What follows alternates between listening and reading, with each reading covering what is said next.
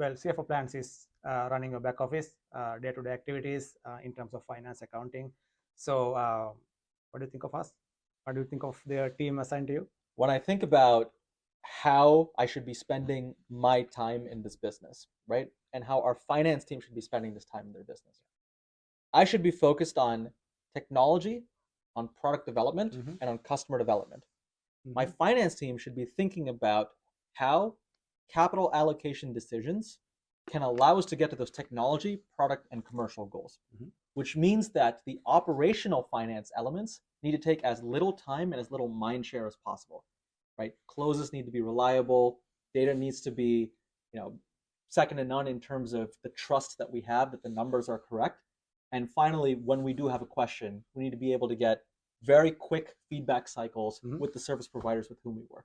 So when I was working with my finance team to determine how we'd run our operational finance and our back office, I said the metric for success is I should hear as little as possible about the counterparty that we select.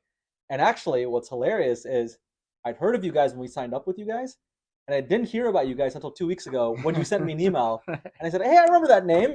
I remember those guys. And that's when I realized, wow, this is an amazing service provider because they're running the back office without me thinking about them too much, right?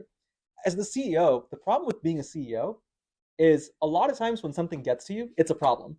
So you don't want to hear about a lot of things as much as possible.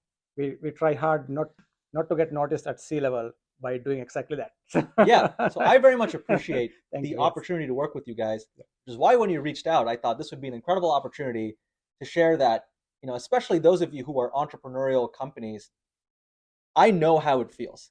Like you are up day and night, you are working every weekday and weekend on getting your product to work so that a customer will buy it and pay you for it. That is the challenge of any company. It is especially pronounced for hard tech companies. It is especially pronounced for hard tech companies in the climate space.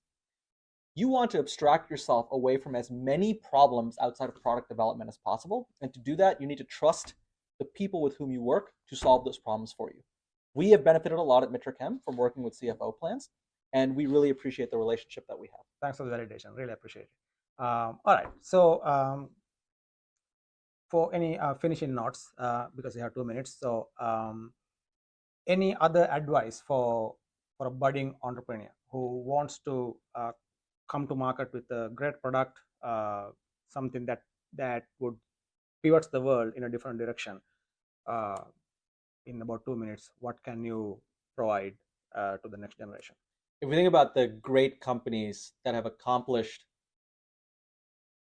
earth-shattering innovations in hardware especially, it took years for them to get built, right?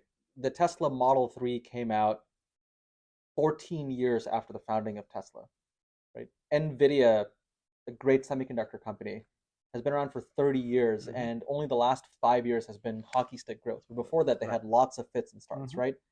We know Apple as being this huge behemoth, but look at the first 25 years of Apple. I mean, it was a huge struggle. So just know that the journey is long. It takes a while to get to success, but you have more time than you think also. Absolutely. All right. Thank you, Vivas. Really appreciate it. Folks, that was a great interview. We have a great lineup of our client CEOs for you. We'll try to cover all those in the coming months.